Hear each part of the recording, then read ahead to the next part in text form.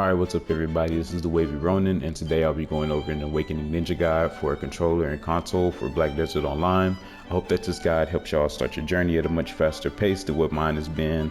I've played Ninja for about a few years now, and I continue to play them to this day, and I just want to share my knowledge to kind of help speed that up for y'all. This guide will probably be a decent chunk of time just because Ninja does have a decent amount of depth. So I do want to, make sure that I properly cover that, but I will organize it by chapters for easier navigation. So if it helps you out, do the usual YouTube stuff, like, comment, subscribe. I always appreciate it. I may step back into more content creation. I don't really know, but I do know that I've had a good amount of people, like 10 plus, ask me to help them out, and I just don't have that type of time to do one by one with the same rundown. So that's kind of the premise of what this video will be about. So why would you even want to play Ninja? So for me, I believe that Awakening Ninja is particularly a pretty stylish class. The typical build for DR, which is damage reduction, means that most of our mitigation will come from good movement, a lot of forward guard angling in our kit, and a lot of good decision making since we're not as tanky as some other classes. I think that Ninja in general can hold its own pretty well in duels and in small scale content versus almost every class, but there is a drop off in performance in large scale content compared to some other classes, more so because we don't have those large AoEs, so we're not like a frontline class, but we do perform and flex pretty decently. It's just some other flex classes that I think perform just as well, if not better, with a bit of a simpler toolkit or a bit more group utility. And also because our damage is primarily tied to combos where you need Drastic Measure or Serpent's Ascension, which are our two big hitters, and that's where most of the bulk of our damage comes from. So this means that since those combos are tied to specific skills, we're kind of limited when we can go in if those are off cooldown. We don't have a variety of tools available to secure the kill, but we still are pretty deadly. And also not having those large AoEs is what can kind of hinder Awakening Ninja performance in PvE. You can do decently with it, especially once you start getting to the underground Gyfin level, but in most pack-to-pack stuff, there are just other classes that just do that so much more better, where you're working extra hard to perform at an average level. But if you like it, you'll stick with it, and I think that's the big thing you got to take away when you kind of deal with a class, especially when you pick it up as a main.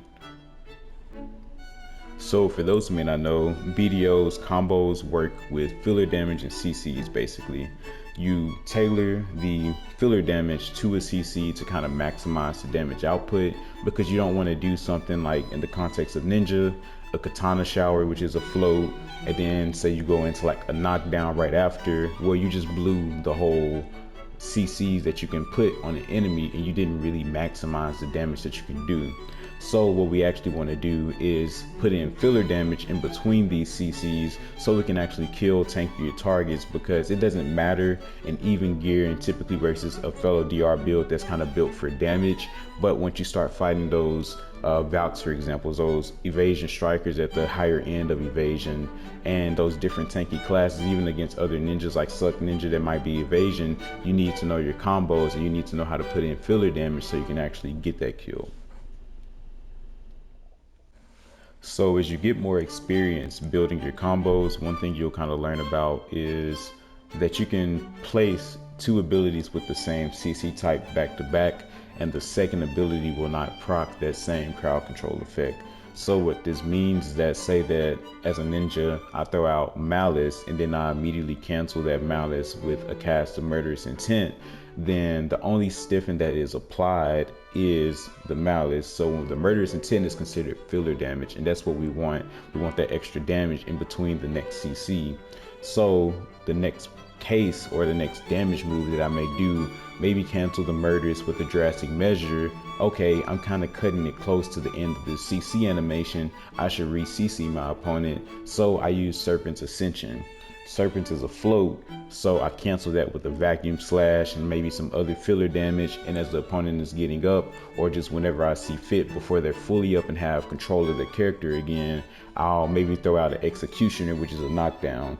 So if we go back and look at the math of the CCs applied, I started with the soft CC, so a value of 0.7.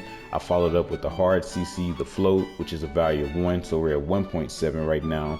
And then I finished out the CC counter with a knockdown, which put us at a value of 2.7, which exceeds that value of 2. So no matter what I do for a few seconds, I can't re-CC them unless I do a down smash and the timer expires. But the whole reset combo is a bit outside of the scope of this video, so I won't get into that. So next one I want to get into is our hotbar. So the Ninja hotbar is kind of convoluted. As you see, it's basically filled up with abilities, and then I have one multi option, and that's because it's got a couple of skills and then some other stuff. This is usually called mount, but I'm recording and doing some stuff, and this is typically, I think, maybe toggle PvP. But yeah, this is going to be like your utility stuff in here, and then concealment, so you can use that without a cancel, and then absorb rage, because our 100s are pretty buns. So the first slot for me is typically Rabam, the second is another Rabam, and the third is another Rabam. So those are non-negotiable because we don't have any extra inputs. We have to slot them.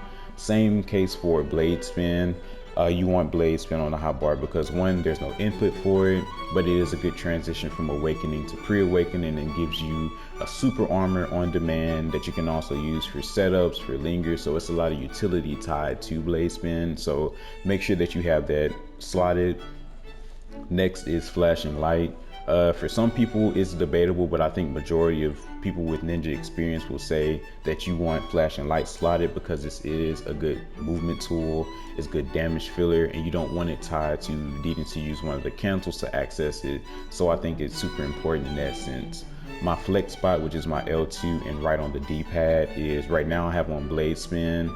If you play with the katana shower core, this will probably be what you put on there, but I play with basically all of the cores, but I still like having katana shower on here just because it's a good super armor for transition, for lingering, and just different stuff like that that you can access from both pre-awakening and awakening stance. But it is a flex spot, so you can put the magnet skill if you want a similar concept, but in awakening to pre-awakening transition you can put Mac explosion.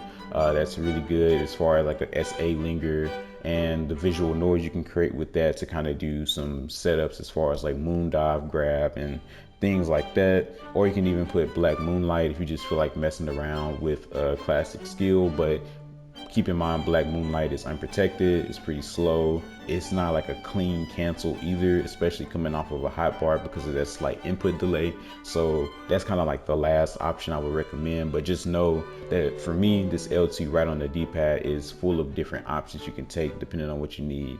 Again, for my L2 up, I always make sure I got concealment in here and then rage absorption, because these are not things that I typically instantly need. So for them to kind of just be there on the bar but require a little bit more input is not as bad. And if you don't have Miraculous Cheer 5, I really recommend you get that before you start messing with Ninja. But if that is the case, take the flex spot, so for me the L2 right on the D-pad, and make that the potion, at least for the HP potion, so you can like occasionally spam that on whatever input that you need. But try to get Cheer 5 if you're gonna play Ninja, because you can see we don't have too much real estate. The last instant cast off of the hotbar skill that I have is Flow Executioner, and you want this because you want an on-demand knockdown, because sometimes when you fight tankier targets, it's more valuable to have the knockdown and stack up the down attack damage buff and all of that stuff and maximize damage there, because knockdown is the longest CC. So if you follow up Executioner with like Serpent's Ascension into the Vacuum Slash, Chaos Spree, all of that typical damage filler, you'll get more value over the longer period of this than if you do Serpent into the different filler and end with Executioner, but it's a shorter window. So you want the knockdown for the tankier guys, and you can just do the typical float for people who will typically die in just that one combo. Or if you don't need to extend it or try to go for down smashes or anything like that. So this is my typical setup. It really doesn't change aside from that flex spot, and because I have Cheer 5. So take a good look at it and apply it to whatever inputs you feel are most comfortable for you. So I do want to quickly go over my settings that I typically run whenever I am doing PvP. So let's get into it. So in the performance settings section, I have all of this off. if you want to know if you're getting down attacks, air attacks, or crits, which most of the most of the ninja kit is critical hits, turn those on so you can see that, but I try to hide that for the performance defense icons while you're learning ninja and you're trying to learn about the lingers, all the animations. Turn this on, but after you kind of get that to muscle memory, I would turn this back off just so that way you kind of get a bit more performance back. Miss effect, I always keep this on just because if I'm fighting a more geared player, I want to know, am I not killing them or not doing my one combo or whatever because they have a lot of DR, or is it because they have a lot of evasion? Because if it's a lot of evasion, okay, maybe I'll swap to my accuracy offhand and then I can see what I'm doing at that point, what it's looking like. But if that's not popping up, then it's okay, I need more damage. Is that running elixirs? Is that putting on a perfume? Is that just changing my setup to something else? Maybe I need to take off the accuracy hand and put on maneuver. It just kind of depends. So this kind of gives you good in the middle of the fight information that I don't think you necessarily need from knowing if you're getting down attacks, air attacks, and crit attacks. This is like the only pop-up I really want to see in terms of visual noise. Then the other ones don't really matter, but I do just have this off and have that off. For display, if you do play in large scale, recommend turning this on so that way you don't see other people's effects. But it is kind of annoying that we don't have the same PC setting. There you can actually just reduce the opacity, but right now we just got to deal with what we got. So this is my settings for this page. For effects, I have my gamma all the way down. I have my field of view all the way up, but if it is messing up, I think around 60 is a good one that I've used before, and I kind of got less like freezes and stuff like that, but I think that 70 is ideal if your system and if it's going well. But if you get issues, try reducing that. Then HDR, just got to have that off because it kind of trips about it. So I always have my name on just because you can kind of get in a lot of visual noise, so in terms of like being in bushes, trees, whatever. So just something that I can always see, like a little marker, just to know who I'm fighting. I have the names on, but if you want more performance and you don't really care who you're fighting or the information you might get from that, turn that off. In PvE, at least have the names on in case of special mobs, but if you know everything, again, you can turn it off. I just generally keep this off. The other stuff is you can have it on if you want to. It's just visual noise to me, so I generally keep it off as much as I can. And then the other thing that I want to get into is, so for PlayStation, it's the DualShock 4. I'm not sure if it's different for Xbox. I imagine it's still the same section. But what you do want to have on, or yeah, you want to have this on, is the disable camera rotation acceleration. So the reason that you want this on is because if you have it off, as you tilt the right analog stick to the right or the left, it's slow and then it speeds up to whatever your like sensitivity is. But when you have this toggled on, then you don't get that effect. It's a consistent spin or turn or whatever, and so you don't have to deal with that. And then you want to come back up and slowly work your way up. If you're not already playing at max horizontal sensitivity, you really want this as high as you can get it. And if you aren't there yet, then start at wherever you're comfortable with. Play a bit, up it by 5 or whatever increment you want to do, and slowly get your way up to 100, because the higher the sensitivity, you get more flexibility and freedom in terms of the sharp turns and things you can do to kind of set up catches. So you want to get that as high as you can. Vertical doesn't really have to be 100. I typically prefer it to be kind of like almost 0.7 of whatever my horizontal is, even in like first person shooters. So same concept here as far as like aiming malice. You don't want to like overshoot over their head or whatever. So you don't want as much sensitivity or responsiveness whenever you do kind of flick up or down on the analog in terms of vertical. So that's kind of the big settings to go over in the menu. As far as Hotbar, what I typically run on my 3 Rabam. So for PvP, it's a bit flexible, but for the first Rabam, you can take Oni Shadow. I typically suggest that more for larger scale content, just because you can kind of play off of concealment a bit more. In 1v1s, people typically don't like if you do that, but open world is kind of anything goes, so do what you want to. But I do like Moondive because it behaves as a dash almost. It is pretty unprotected, or at least the protection is inconsistent. and it can kind of get you killed in that sense, but it does set you up to have a short cooldown to kind of do grab setups and things like that. You can do something similar with Oni Shadow, but it's 30 seconds instead of 12, so it depends on what you feel comfortable with, what you feel is more important to you. And for me, it's having that ability to kind of close gaps really quick, and we have a lot of gap closers already, but I think this is another tool that people might not be aware of because it's been buffed recently. As far as the second Rabam, typically for PvP, everybody takes Illusion of Restraint. It's a good forward guard. If you get hit, you'll move backwards. So it has a lot of utility in that sense. A good amount of cancels come off of it, such as smoke. I think you use Cutthroat out of it, things like that. And you take Decapitation if you are using Ninja for PvE. That's really the only context. You can kind of do some goofy setups as far as like block jumps with it because it is protected on the second part of the animation. But as it currently stands, that first part is slow enough to typically get you punished for it. And the setup that you get off of it from the block jump typically isn't worth much because it doesn't do a stiffen like the regular block jump does. So it's a bit weird in that sense. The third Rabam is the most flexible, kind of depends on what you like and what you want.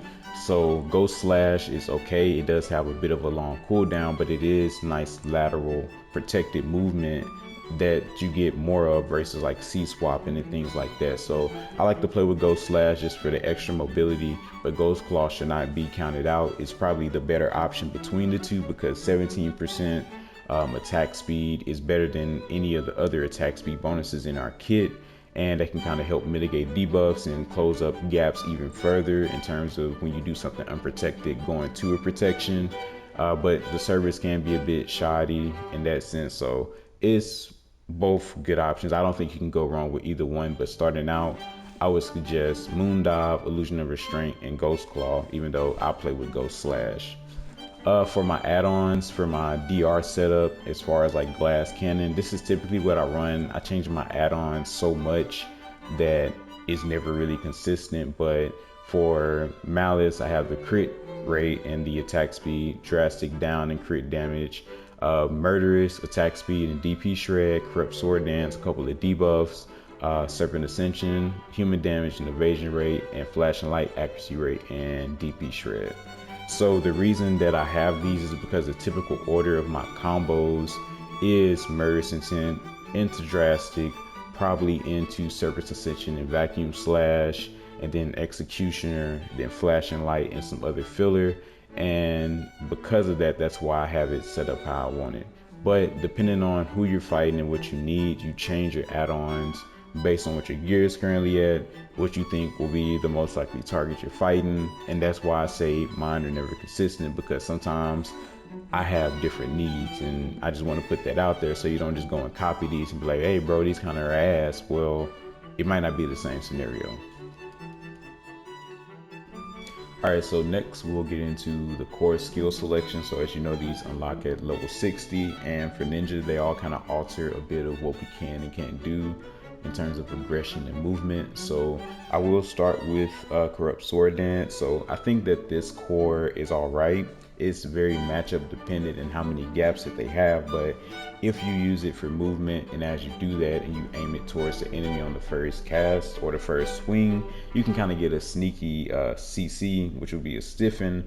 And if you get that, because Corrupt Sword Dance is able to be canceled by Shadow Slash, you can instantly follow up with the CC to kind of do some filler after the hard CC and then get a second CC. But I don't generally recommend it. It's very specific and it's a lot of protected classes, so I don't think you get too much benefit out of playing with that one. So for Murderous Intent, I think it's the #1 core in my opinion. It does become a bit of a crutch depending on how long people play with it and the habits that they can develop. But I do think that if you have Murderous Intent closed as a protected CC, I think for Awakening Ninja, you close a lot of gaps in terms of how aggressive you can play the movement strings and things like that, because Murderous Intent is typically where a lot of newer ninjas tend to get caught up. So by closing that gap, I think that you allow yourself to play more aggressively, kind of get in, close distance a bit more effectively.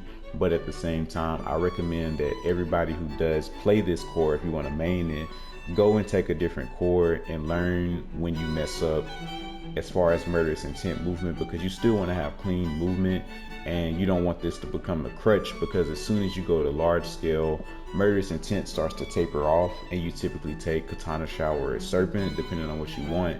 So you don't want to have those bad habits ingrained. You just want to know that, okay, let me switch my mindset, let me kind of do different movement strings, so I don't just rush in and immediately get CC'd and die. So sudden decap, I would say I don't think anybody should take this unless you just are experimenting or trolling, because the CC, so Abound is on attack 2 from the normal cast, and Abound is one of the most resisted CCs in my experience. And the float on the other version, when you're in the different stance, that is pretty inconsistent, because by the time that you finally get the float online in terms of playing the animation out, you would have had to angle the camera and do all of this extra work that I don't think is really worth it in terms of a core. It feels like more of a hindrance to get the bonus than the benefit. So for Serpent Ascension, I think this is a really good one, especially for 1BX, because it creates a protected CC on our big damage skill, which is Serpent Ascension. Because in 1BX, that's typically where people will get hit out of their combo if they get a catch, and then, you know, some other classes on the other side of them are at a good distance away throwing out CC. If you can get this off without any damage, especially once you get to the even gear level, you will typically blow people up with this. And so this is really good in 1BX. It's a good option in large scale to kind of do your protected damage, and it's kind of what I recommend as you get more opponents versus you. I also think Katana Shower is probably one of the better CCs and core skills to take, because it makes Katana Shower actual CC and PvP without needing the BSR, and that can be very useful, especially if you combine it with like concealment play or just different things, whereas you play as a flex role or you come in and ambush, anything like that. I think it works well, but I do think that this kind of suffers from the same issue that you see murderous intent players get when they main this core, and that's mainly that once it becomes a protected CC, people throw it off of cooldown all the time. And if you do that, you become predictable and people know what to look for, especially if they know that the animation is like a deeper red versus the regular one. At that point, you know, you will probably get caught up, you'll get punished, get CC, get grabbed, whatever the case may be, especially versus faster classes versus people who know the matchup. They'll either blow you up because it's not really a SA trade skill, or they'll just wait for the float, which is only on the first part. Once that's out, they can just move in and go in for the grab, because you still are stuck in the animation for a little bit long, at least in terms of reaction time. Drastic is okay, but I think that it fundamentally changes the combo structure of a lot of ninja combos, and I think starting out, I don't recommend it, because it changes that combo structure. It messes with when you would do CCs and stuff, and it can make things feel inconsistent, unexpected, whatever you want to call it. And I think the core just kind of turns it into like a Grim Reaper or a GRJ Jr., but it's not really a good one. Like, there's good damage on Drastic in general, and it's a high accuracy rate skill, but I don't think we need a CC on it, because it follows up so many other CCs that we don't want to blow our counter out.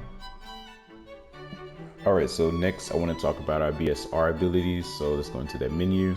And the only ones that I typically lock for PvP are Blade Spin and Drastic Measure. Blade Spin is probably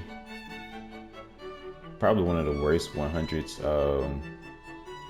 Well, let me take that back, because Succession Musa is crazy.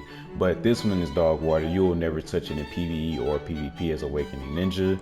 And Drastic, I lock it for PvP just because we don't want to kind of get locked into that vacuum, because it eats up 2 CCs if you start it and you end with it. It just lasts that long, but it also doesn't do enough damage to warrant that. And so while it's nice to get the extra damage from the 100, it just doesn't have much utility, so I wouldn't recommend it. We need this one unlocked because it's a good dismount, especially in like node wars, stuff like that, open world content. 200, you know, if you touch it, you touch it. If you don't, you don't. I guess if you got people feeding you, but I just leave these unlocked. I don't think I've ever used them in my life because I've never gotten that much BSR. But yeah, those, it is a rework coming soon, so maybe it'll be different once that whole thing changes. Blade spin, oh fuck, not blade spin, fucking katana shower, the 50, keep that unlocked because if you don't play with the core, you can use this and you still get a similar effect. The animation, I want to say, is kind of more locked in than the regular cast, but it still does have that same utility of being a good AoE CC and enabling you to kind of get some things set up off of that. You can lock or unlock the Sir Chaos Spree one.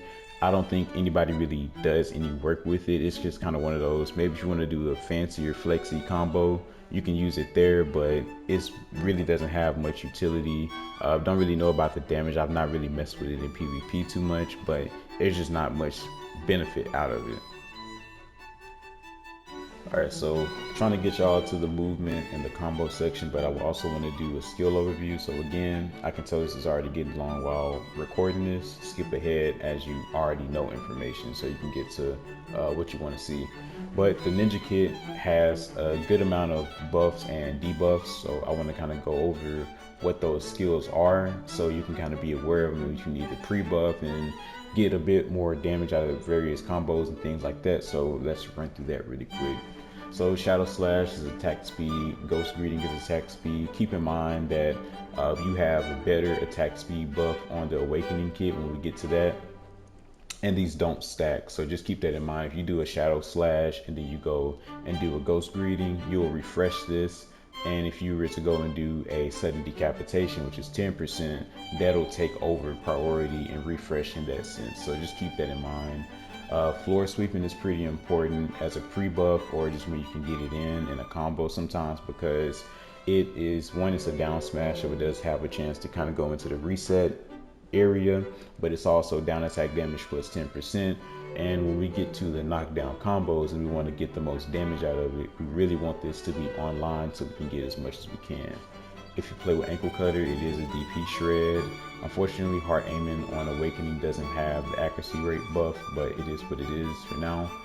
Shackles, you have to slot this on the ring menu. It is a super good movement speed debuff in terms of what it gives, but it's such a slow cast that you will almost never see anybody use it, especially in like live situations. It's like would be nice to exist on something else, but this is also why we typically take Illusion of Restraint, because that's our only other movement speed debuff in the kit. So it's going to be very important versus like Blader classes and things like that. Beheading the Dead is a DP shred, also stun. It does have a bit of protection once you're actually invisible. That's when you're actually invincible, but beyond that you can be CC, so keep that in mind. Braces, which you'll cast, you want a bit of extra HP back. You just throw it out there sometimes. Smoke Screen is our evasion rate. We use it for a lot of CC setups, so you don't really use it to kind of upkeep the evasion rate, especially with most Awakening Ninjas building for DR. You really want it available for those catches rather than that evasion rate, but it does give you that bonus. Once you use it, it's online, and so if you're constantly throwing out smoke, you basically have that evasion rate buff up about 80% of the time if you don't take Oni Shadow as well to kind of offset the downtime. And then of course, you know, always take all your passes that you can get. Let's talk about Awakening. Shadow Slash is what gives you an extra bit of critical hit rate. We don't need that for too many abilities in our kit, but this plus the actual character sheet critical hit, all of that stacked up gets you pretty close to 90 to 100 on most of the moves. But we do have a couple that are like 50%, some that don't have any critical hit rate, especially on the pre-awakening or main hand side of the kit. But for most awakening stuff, it's going to be at 100 aside from like Murderous Intent. But yeah, so Shadow Slash, critical hit rate. Murderous is DP Shred. Corrupt Sword is a very weak bleed. Kind of wish it was something else. Flashing Light actually doesn't give us anything. It used to be an evasion shred, but that was moved to Serpent Ascension. So now when you fight evasion targets, you typically want to throw out serpents earlier than later, because you want to get that evasion shred going as soon as possible. So it kind of does change the flow of the combos as far as like debuffing and pre-buffing. That is a very important concept to ninja combos, so that's why we're kind of going over where these debuffs lay. Like I was talking about earlier, sudden decap is going to be an attack speed debuff. So if you don't play with Ghost Claw, then you want to throw this out, and you can use this from pre-awakening as well. You just hold back in R2 or RT, and you can use it for pre-awakening, awakening, whatever. It'll take you into the standard animation that you see right now. Katana Shower is always a DP shred. Jurassic is a bit of health back. Mac Explosion also a bit of health back. Seamless is what we use to get our melee AP buff. Other than that, it doesn't have too much utility in terms of CC, but it's easy to kind of throw this or weave this into other combos. So you want to kind of familiarize yourself with it. It's almost like Smokescreen in terms of it being able to cancel almost everything in the Awakening kit. Shadow Slash operates also like that. If you press L1 or LB, you can basically cancel just about everything in the kit at different points. So you get a lot of flexibility, a lot of utility out of that. And so you want to keep those two things in mind as far as like, hey, I'm doing a sudden decap. At all of those slash animations, at any point, I could just throw out a Shadow Slash and kind of go for the quick CC for the movement or whatever you need.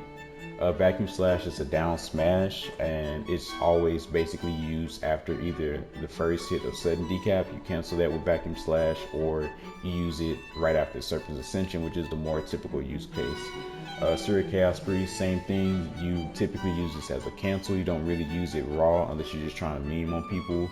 But most cases are you'll do like Serpent, then Vacuum, and then Surya Chaos Spree. Or if you play with Katana Shower, you may do Katana Shower for the float. Then you can do Surya Chaos Spree and then go into the Flash and Light filler and stuff that we'll talk about in a bit. So next we'll talk about locked skills, and the only one that you really want to lock is Ninja Evasion. If you play with it unlocked, just be mindful that when you do your ghost step inputs that you can accidentally cast this and you kind of eat up your stamina even quicker. But as you get more experience and you aren't accidentally holding down LT or L2, then you can keep it unlocked for the extra movement. But most people just tend to have it locked just so they don't run into that issue. They don't accidentally burn their stamina or anything like that, because we can get very stamina intensive with our different movement strings, setups, catches, and all of that. So just be mindful about when you play with this unlocked. And the other skill, it is slightly optional, but I generally recommend that most people lock it, is Ankle Cutter. By locking Ankle Cutter, we get instant access to Murderous Intent, and you can see in the little flavor text in the upper left, it does say that it can be performed instead of Ankle Cutter, but that's only if you have it locked. If you have it unlocked, then you have to cast Ankle Cutter first, so let that animation play out, and then the same input right after that animation will get you to Murderous Intent. So if you cast Ankle Cutter, the cooldown is 10 seconds. Let's say you waited like 5 seconds later in the movement string and you tried to cast it again, you'll just do the unprotected version of this ability. You won't get Murderous Intent just because it's on cooldown. It always has to be immediately after with the same input to get it to cast Murderous Intent. So this next section will be Ninja Tech, nice to know information and stuff you probably didn't read. So the first one I'll get into is Smokescreen. So it says it in the filler text kinda, but Smokescreen basically cancels everything in the pre-awakening kit. If you go step, Smokescreen, Shadow Stomp, Smokescreen, Malice, Smokescreen. I think that's only for Succession. But if you do any of these skills, just about, you can press X, or what is that, like fucking A on a Xbox controller, and you will basically cancel that animation with a Smokescreen. You'll clip it.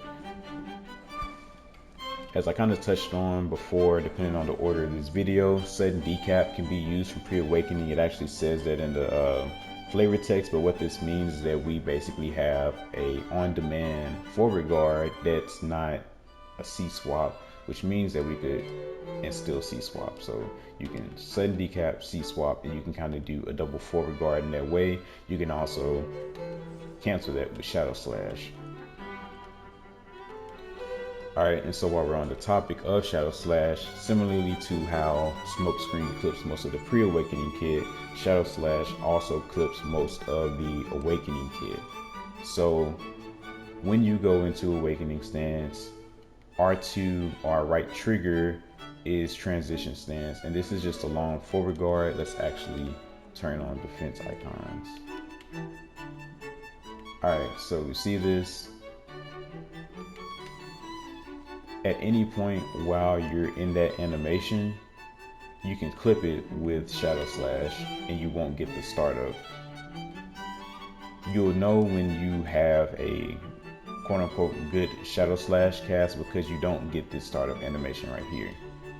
So if there's no wind up, you just did some type of valid cancel or clip.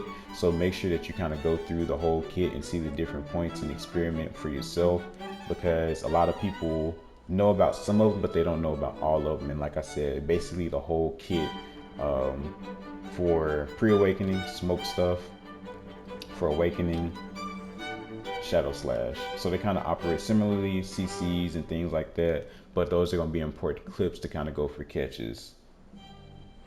So just like shadow slash, seamless kind of works in the same way, but you want to use seamless more like a intermediate buff if you're not using it as a pre-buff. So if I go and CC a target with like a soft CC, I have a limited amount of time before I have to re-CC. So let's say it's Drill Sergeant. So what I want to do is Murderous Intent, Drastic, weave in a seamless, and then do my next CC.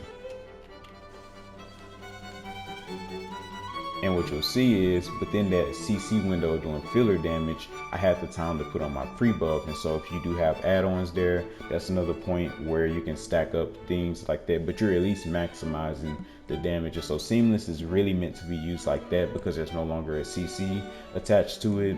And very well, you can also do it for that. Seamless, corrupt sword dance input, seamless, sudden decap input. So it changes the animations, but the behavior of having a forward guard is still pretty similar. And so I just want to reiterate again, if you don't have ankle cutter locked, you have to cast it first before you can do murderous. So forward guard, murderous. However, if we lock it, I'm on pre-awakening, murderous. So make sure you keep that in mind.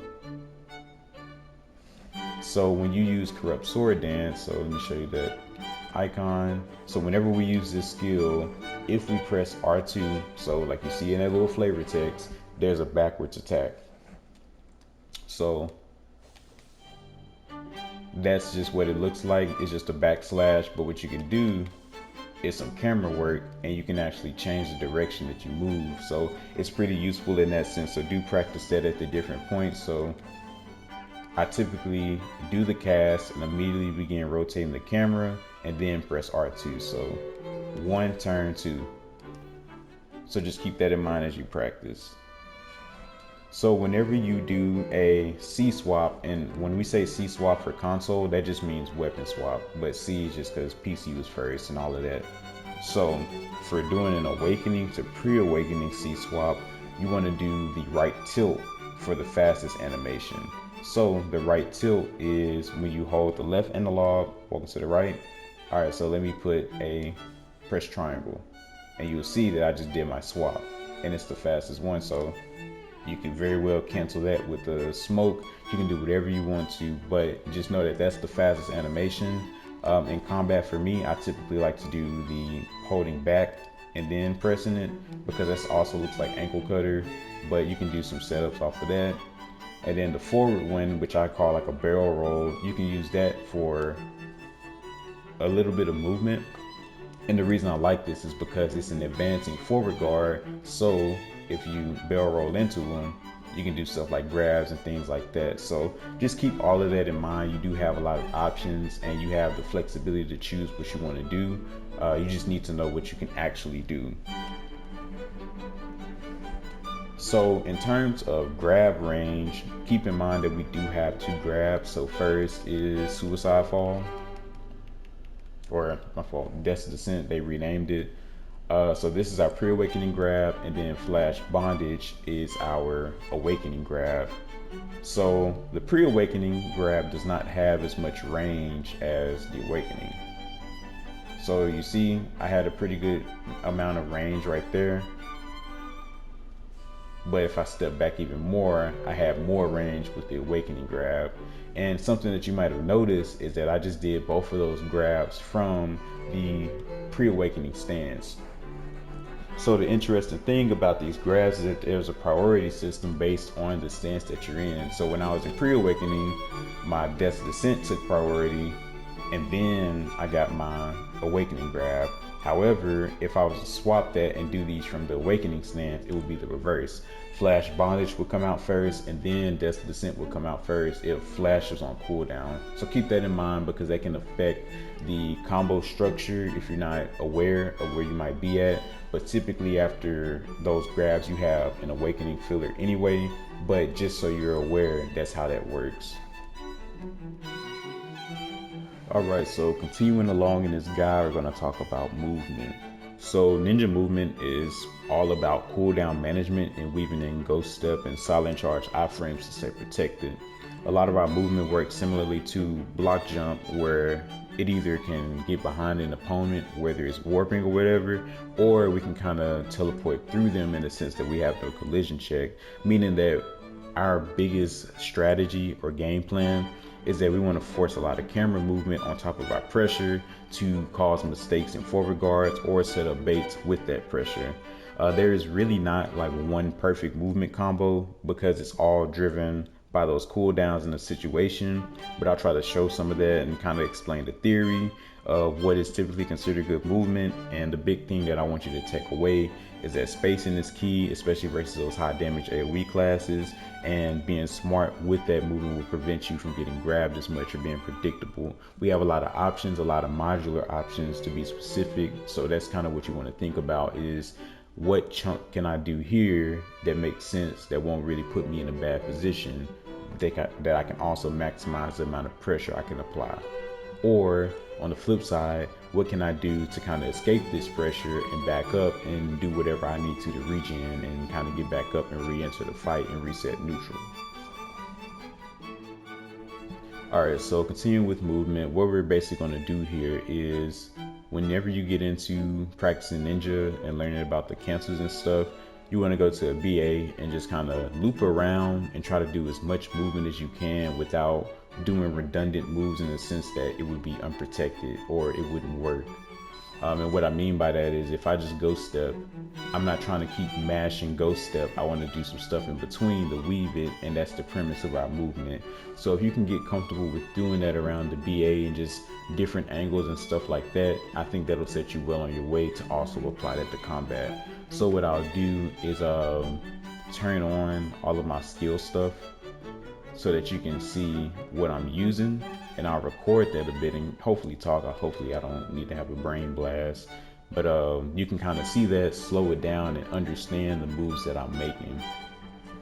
All right, so I'm gonna get into that now, and yeah, let's get it.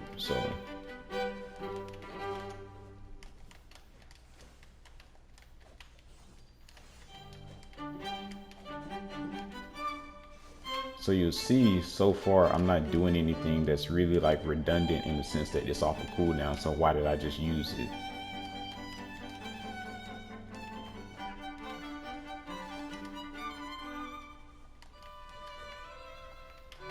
And you can get it faster depending on how much lateral movement you want, but that's basically the premise of this, is that you just keep using stuff and you just loop right back here.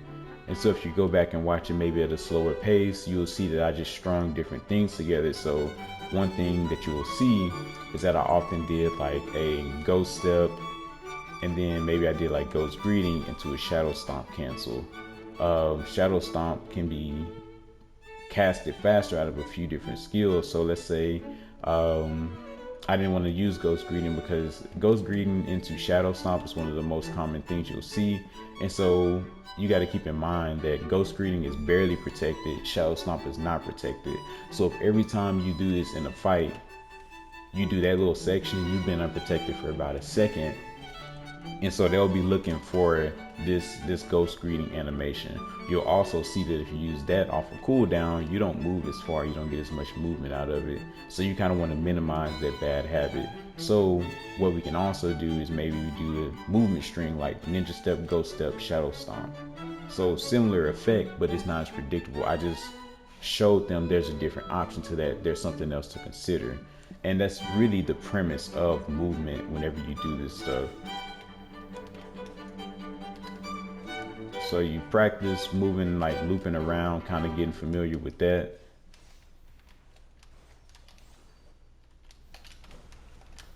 And then once you do that, you'll do like I just did there. And that's what I call like drawing a star around your enemy, basically. And all that really means is that if somebody is standing, let's say they're just standing right here, you just want to practice a bunch of moves that put you on them and back off of them and just keep going around, because you want to keep changing the angle that you're approaching them at so that they have to keep responding by, angling forward guards or just different camera work to make them miss, to make them have to make more decisions, because the more decisions you force, the more of a mistake that you can kind of force as well.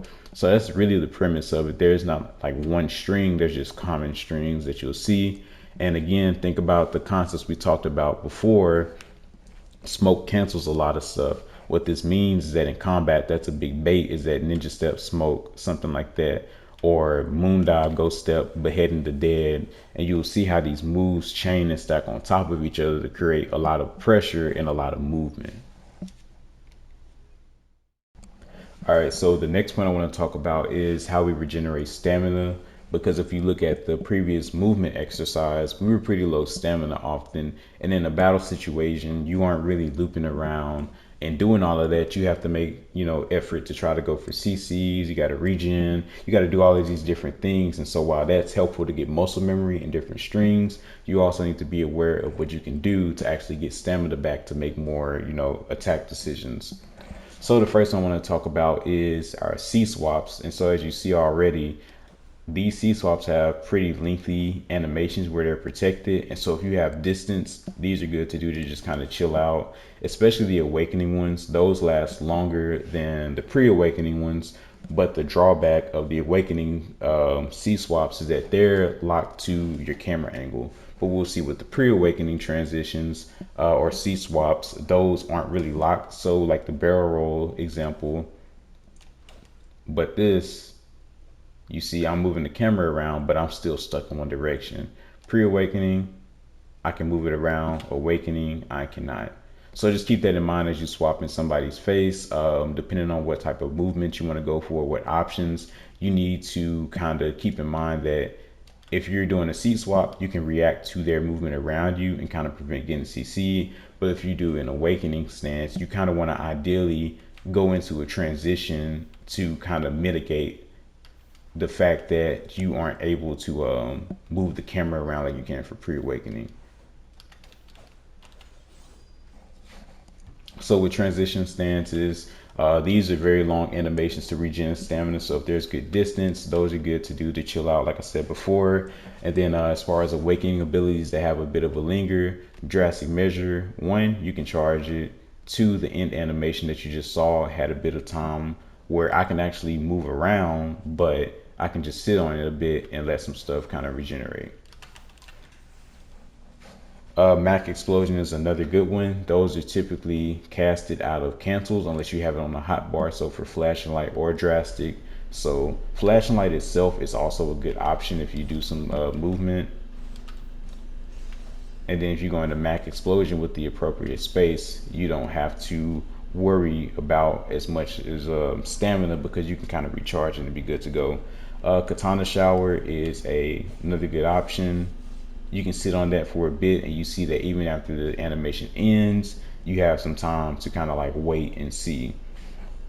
If you have the core for Murderous Intent, You get a bit of regeneration, but you see it's pretty quick, but it is something that can be combined with Shadow Slash, and then you see that you can create distance to then take advantage of that Linger to kind of get something back.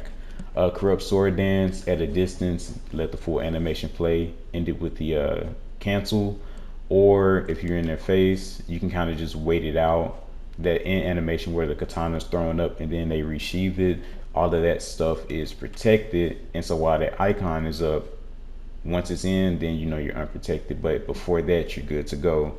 Sudden decap, similar behavior if you let the whole thing play, but make sure, like you just saw, it has to be off of cooldown. You can't just spam this and expect to stay protected. You have to only use it, but it does have a pretty short cooldown. And then as you saw earlier,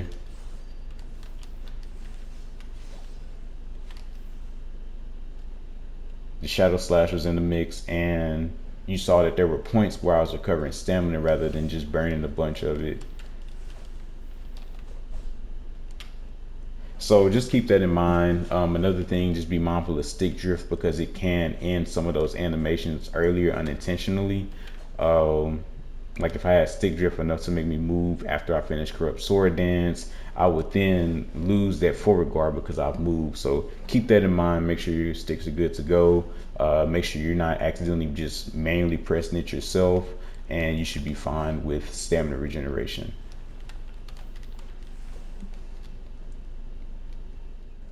All right, so before we get into combos, when we understand the movement, the next part of that to actually secure a kill is the setup or the catches. Ninja has a lot of different options, and I'll try to go over some of them, but as before, the onus is kind of on you as the listener and the viewer to go and practice and see which ones you gravitate to, which ones you don't like, but ultimately you want to understand majority of them just so you know what options you have when the opportunity presents itself. So a common catch that you will see in the neutral, especially when two people are close on each other, is a blade spin into smoke. The reason why is that blade spin is protected and then smoke is a stun, and so that enables you to kind of get your first CC going and go from there. Another one, as we saw in the movement, was the ghost greeting into stomp. So it could be something like that, where you see there is some camera work to kind of angle behind if they had a forward guard or something like that, but that's just an option you have. You also have cutthroat into stomp. Keep in mind that stomp is unprotected as you do these different things, but you can also go like cutthroat into smoke, different things like that. And also, just like you just saw, ghost step into smoke, because again, smoke cancels out a lot of stuff, and so a smoke in terms of pre-awakening kit will be your most common way of getting the catch. Also, we have, since we have a lot of lateral movement, we have different stuff like, I just call it dash tech. I don't think it's like super fancy, but we do use those gap closing moves to kind of go in and secure a grab, especially against people who think that their super armor, forward guard, combination of both is protected enough that we can't get through it. So say you're fighting like a warrior, they're sitting there blocking, they're not really in the moment ready for this to happen. Well, if they're just chilling there, we just go into it. And because of how things appear from screen to screen or client to client, it's not always like easily reactable to, and so you can take advantage of stuff like that. So you got the moon dive version of it, you got the ghost slash. If you ghost step the second part, you can kind of go through them too, and if you aim it right, like I just did not do, then you'll get it. But that's also the inherent risk of that type of catch, is that if you whiff the grab, especially when it's your pre-awakening, then you'll probably get punished. So keep that in mind. I think Ninja Step is also a good one. And if you get more comfortable with, as you see me doing, those camera angles as I turn, you can do stuff like using Ghost Step to go through and then doing the grab and stuff like that. Keep in mind that you can only ghost step through opponents if it's the side or the back versions. You cannot ghost step through them with the front. So those are some of the big catches. And then when you're like right up on each other fighting, all of that stuff, C swaps into smoke, transition stance into different like shadow slash stuff, or silent charge. Shadow Slash kind of operates the same way as Shadow Stomp does when the pre-awakening. So you see as you chain stuff together that you kind of create those opportunities to kind of go for some CCs. And that's really all it is. Like, I think the sergeant is a good place to practice that, but then obviously go out, run your ones, have your fights and all of that stuff, and just do it with the mindset to get better, especially in BA. I think that's the prime opportunity to especially practice like the grab stuff, because if you don't get it there, you can't really expect to get it in a live situation. And so I think this is like the perfect time. So do that. Start it first with a standing still target. You see, if you don't got the spacing right, you'll miss, but practice with a still target, then go to fighting people and going for it. Even if you die, even if you feel like, damn, I was supposed to do my awakening grab, I just did pre-awaken, so I whiffed and got punished. That's the purpose of it. You're supposed to make the mistakes now, so when it's game time, you know, you locked in and you good to go and you can perform how you want to. So that's really the premise of like catches. A lot of it is based off of nowadays our shadow stomp and our shadow slash and awakening.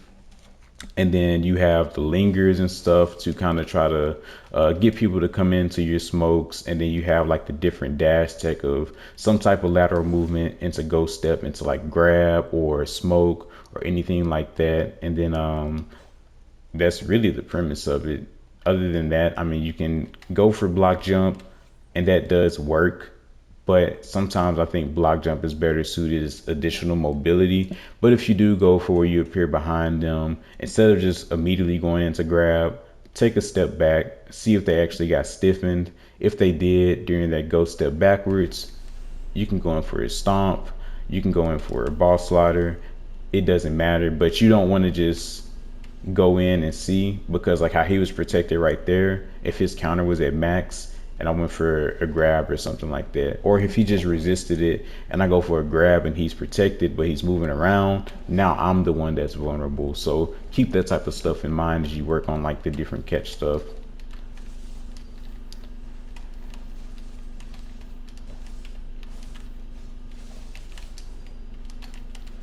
And so you see the exercise. So just working on catching those angles with your shadow slashes, shadow stomps, the grab stuff, just anything you think can be applicable to what you would actually do. Those are the things that you want to practice in this section if you got them all open to yourself or versus other people. So the next point that we'll be in are the combos, which I'm sure a lot of people have been waiting for. The thing with Ninja is that a lot of the combos are pretty modular in terms of like the filler damage to the CC catches. And so what I'll kind of do is go over a few different cases where the CC counter is being increased by different ways. So that would be a hard CC, then a soft, then a hard, then two hard CCs, two hard CCs where one is a knockdown, one is a float, and then maybe you start with a soft CC, so a stiffen, followed by two hard CCs to kind of finish out the counter. And that'll be the premise, but I think the onus will still be on you as the person learning to go and figure out what other options you have, because while these are sample combos, you might not always have this stuff available, and so you need that muscle memory and that flexibility to kind of on the fly kind of create some type of combo. Like you can learn your ideal combo, but also just stuff to work around that in case you score something but you still want to capitalize on it. And when you go to practice your combos, I recommend that if you understand the CC counter, you come over here to the advanced drill sergeant, because if your combo is too slow, whether that's not having enough attack speed or whatever the case may be, he'll get up and kind of punish it and CC you if you're not protected. So you can kind of learn when you need to kind of back up and move around. So that's a really key part of learning about these combos is, okay, don't get too greedy.